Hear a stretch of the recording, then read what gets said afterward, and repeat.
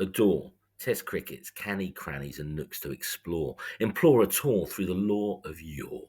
A lustful, trustful look at the history book as Rooty overtook Cook. Babbling brook, dabbling, torching. A trifling triple ton for fun to stun in the stifling, scorching sun. Classy clips rippled. Wristy flips fizzed. Silky snips, skips, slips. Pakistan's pedestrian strips. Clearly his number one trips. No blips or dips. Champagne sips hard to shun and not tip our hats to the stats. Us dining a great diet of run rate riot, pining for more gore as the host so poor, humbled, whining as they were rumbled by shining basball boasts, stumbled, grumbled, misery mumbled, chances fumbled, jumbled, batters bumbled, they crumbled as we toasted, records tumbled.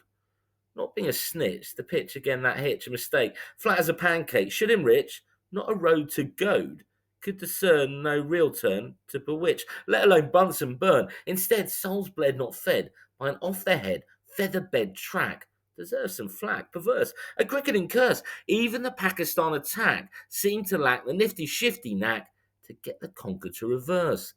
Ben's boys larraping levers dashing, ploys of willow blades flashing, slicing, splicing, bring the noise, not just over the ropes tropes. Even in the hellish heat, the Yorkies so light on their feet, English elite, no hesitation. The brightest, lightest constellation of our nation, straddling a generation. A sleek, classical celebration of unique, timeless technique at its peak. With such ease, threes to please or tease, a velvety veneration cocktail of grace and runs at such a heady pace, winds whistling beneath their sails, history hails us crazing over them raising by blazing amazing trails.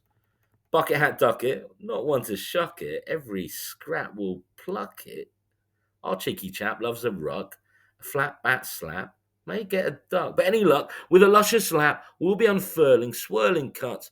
Don't tut tut, a glut of twirling sweeps, hurling the nut back to the hut, even with a dodgy finger. Hot to trot, not in a rut. Our impudent imp and plundering pimp still manage to linger. Never coy, our diddy boy makes us giddy with joy. Crawley, in his head, does believe he's Ted. Strives for dexterity, tailored temerity, hives of polished purring drives, poetic, stirring, balletic, us relishing, cherishing how these death strokes, like Skipper Stokes, folks, these blokes, embroidering, embellishing our lives.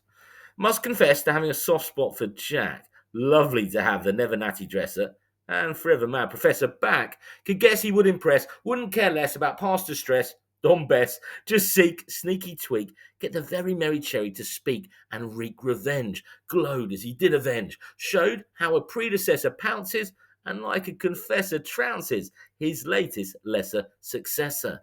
Cast was stoic and heroic in the blaring, glaring UV rays, never despairing the way he plays, kept on herring in through thick and thin to get the nick. Another top pick, pretty quick. Big tick does the trick, even if it was all a bit of a farce. Pakistan, absolute arse. Anguish as they were vanquished, left to languish at the bottom of the class. They're not just dismal, but abysmal. And how will punters get hooked, tickets booked, when even host teams are so undercooked? Our lads were rip snorter, but Pakistan were just lambs to the hunter's slaughter. They don't play any red ball cricket. Should appall, literally none at all. So no surprise they bowled lots of pies, batters in tatters, sighs to the skies, swatting like flies, can surmise their tragic demise pollutes, dilates, rather than salutes the magic of those legendary wise guys. But how can they be up for the prize when no lies? It's all eyes on franchise. Even superstar Babar couldn't hide the sham. The snide white ball scam. He does give a damn, but hard not to chide and deride. Has lost his glam, confidence fried. On the downward slide along with his side, can't be denied a frightful scare. Cricket's famalam have all cried, not revelled, in how he is dishevelled. Despair, where, oh where, is the delightful, another level, devil may care flair of wham bam azam.